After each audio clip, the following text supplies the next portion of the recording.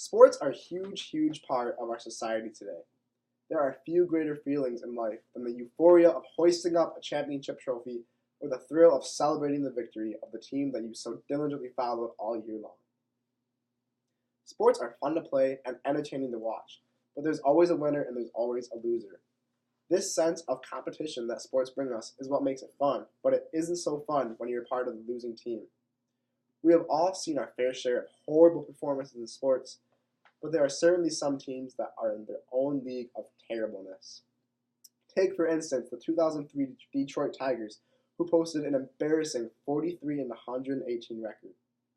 Or how about the 1972 Philadelphia 76ers, who endured a despicable 9-73 season?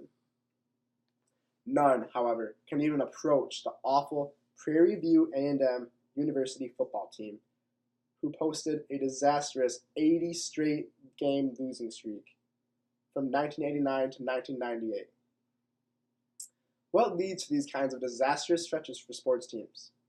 What is the impact of these stretches from teams on the sports world, and what can they do to get out of these slumps? Today, I will inform you why teams slip into these horrible periods of continual losing, how they impact the nature of sports, and what they do to cut their losses. There is no set formula as to why the success of some teams starts to tank, for there are many contributing factors. One of these factors comes down to the skill of players themselves.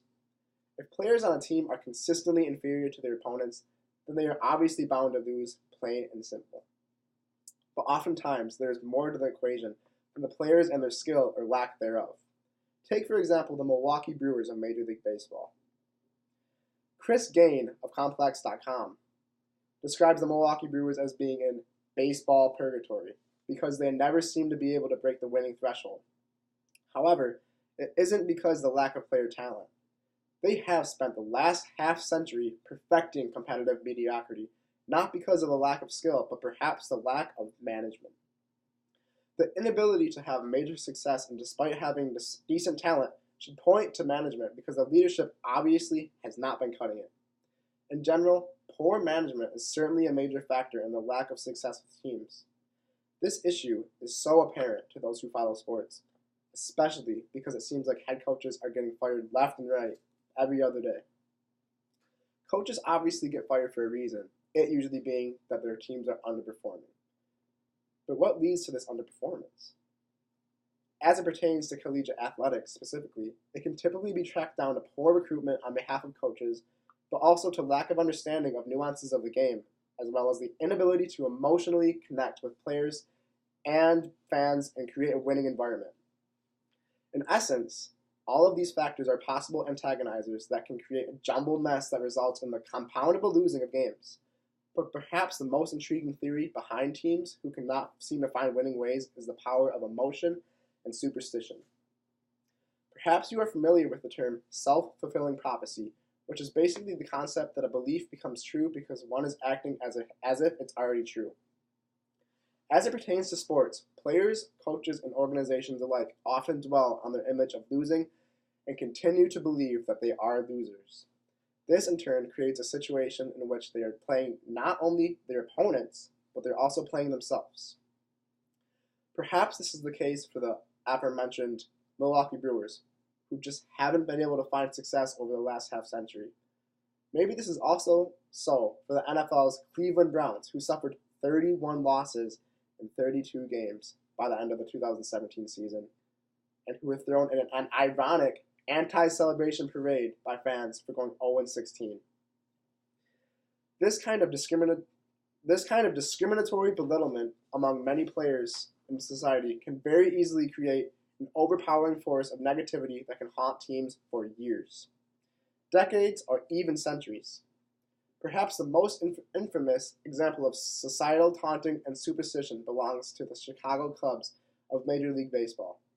As the story goes, a man named William Salinas, who owned a tavern called Billy Goat Tavern, was asked to leave Wrigley Field due to complaints about his pet goat's stench during the World Series game in 1945. Salinas was quoted saying, "Them Cubs, they ain't gonna win no more," before walking out of the stadium. His word was true, as spectators spread this far and wide, and pretty soon it was deemed the curse of the Billy Goat. The Cubs lost the 1945 World Series and would embark on a legendary stretch of losing that ended in 2016 on the same day that happened to be the anniversary of William Salinas' death. It's fair to say that there were certainly other factors that played roles in the Cubs losing ways, but one thing is for sure: a curse like that does not have to be a legitimate curse to mess with your head. As a player or a coach, hearing talk of a curse and watching the years go by without winning spells is a recipe for disaster that gets worse with every passing year. So with all this, what kind of impacts do losing teams have on their respective leagues? The answer is, it's complicated. The way it typically works in major sports leagues is the worst teams of the past year get the best draft picks for the upcoming year. This is an effort to level the field of play so that there's not a lot of really, really good teams and not a lot of really, really bad teams. This impacts the other teams in the way that they cannot rely on constant young talent and high draft picks to continue their success. Ultimately, sports teams go through winning and losing phases.